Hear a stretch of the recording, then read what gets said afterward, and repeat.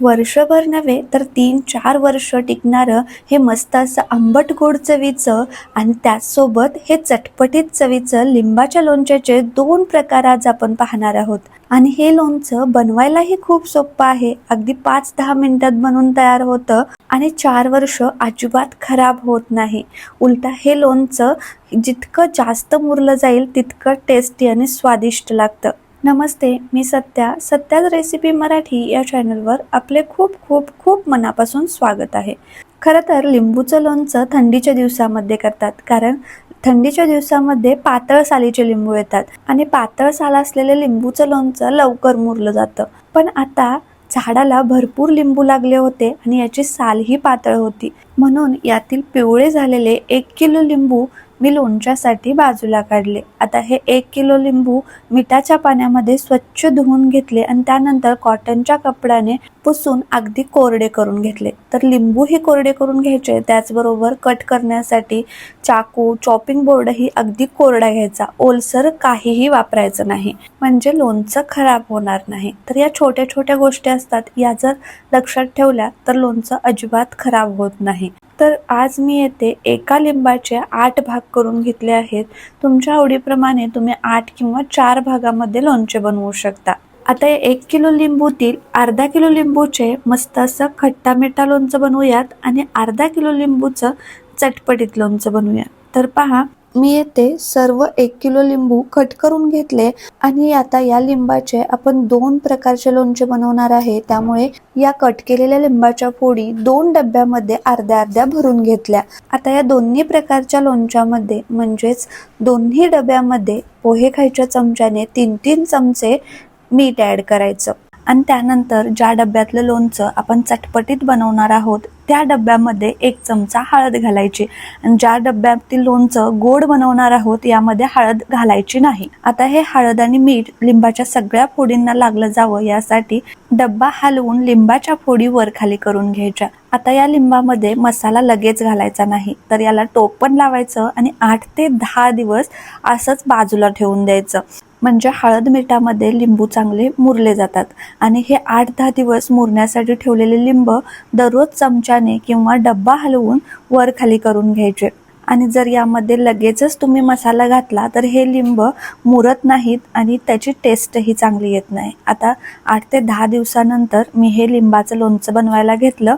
तर या लोणच्याचा मसाला बनवण्यासाठी पॅनमध्ये 3 चमचे बडीशेप, 2 चमचे अख्खे धने, 1 चमचा जिरे, अर्धा चमचा काळी मिरी आणि 3 ते 4 लवंग घेतले आहेत. आता हे सर्व मंद गॅसवरती हलकंसं भाजून घ्यायचं. खूप जास्त भाजायचं नाही, कारण जास्त भाजलं गेलं तर कडवटपणा येतो. तर इतर लोणच्यापेक्षा या लिंबाच्या लोणच्यामध्ये थोडेसे वेगळे मसाले पण अगदी घरचेच मसाले पडतात आणि या मसाल्यामध्ये मी बडीशेप जास्त घेतले आहे, त्यामुळे या लोणच्याला खूप छान अशी टेस्ट येते. तर पहा, मंद गॅसवरती हा मसाला मी हलकासा भाजून घेतला.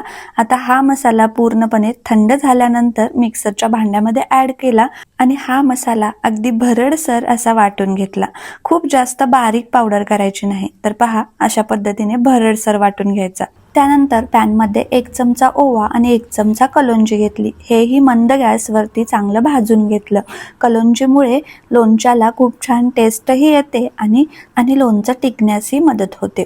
आता हे हळद मीठ लावून डब्यामध्ये भरून ठेवलेल्या लिंबाच्या फोडी 2 वेगवेगळ्या बाउलमध्ये काढून घेतल्या आणि लिंबू पाहना मिठामध्ये आणि ह्या हळद मिठामध्ये मस्त असे मुरले गेले आहेत आणि या लिंबाचं साल ही सॉफ्ट बनला आहे आणि मस्त असे रसरशीत झाले आहेत. आता पहिल्यांदा ज्या लिंबाला आपण हळद मीठ लावून घेतलं त्या लिंबाचं चटपटीत लोणचं बनवून घेऊया. तर हे हळद मीठ लावून घेतलेल्या लिंबामध्ये मी 1 चमचा काळं मीठ घातलं.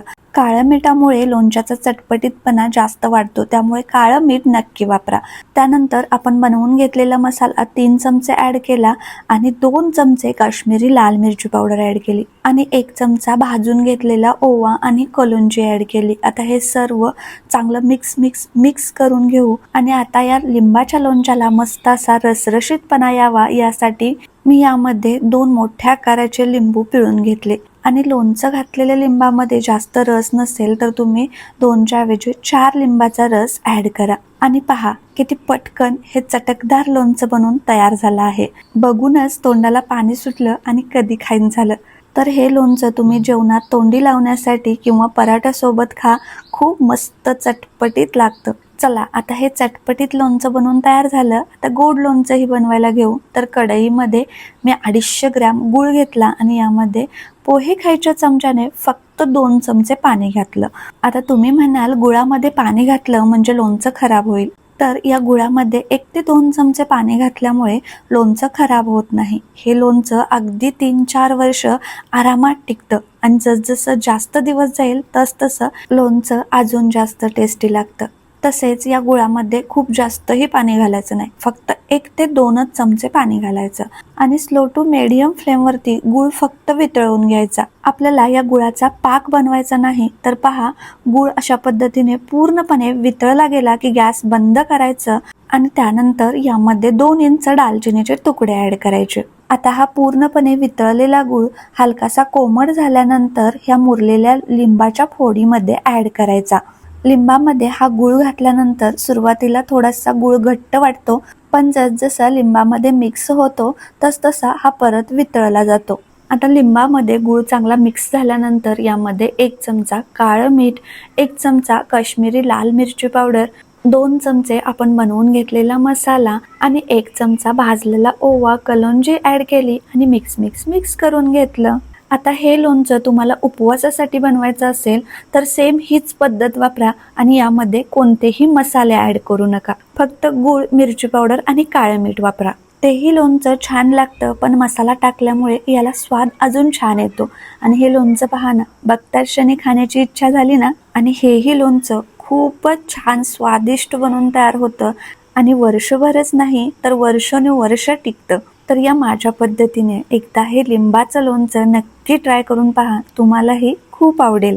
आता हे तयार लिंबाचं लोणचं काचेच्या बरणीमध्ये ठेवायचं आणि हे लोणचं भरण्याआधी काचेचा डब्बा चांगला स्वच्छ धुवून उन्हामध्ये वाळवून हा डब्बा पूर्णपणे निर्जंतुक करून मग यामध्ये लोणचे भरून ठेवायचे. आणि नेहमी हे लोणचं घेत असताना यामध्ये कोरडा चमचा घालायचा. जर चमचा थोडा जरी ओला असेल तर लोणचं खराब होऊ शकतं. चला तर ही लोणच्याचे दोन्ही रेसिपी तुम्हाला आवडल्या असतील तर एक लाईक करा आणि मला कमेंट्स करून सांगायला विसरू नका कसे बनले आहे ते. चला तर परत भेटू अशाच नवनवीन पारंपरिक परफेक्ट रेसिपी घेऊन. तोपर्यंत बाय बाय.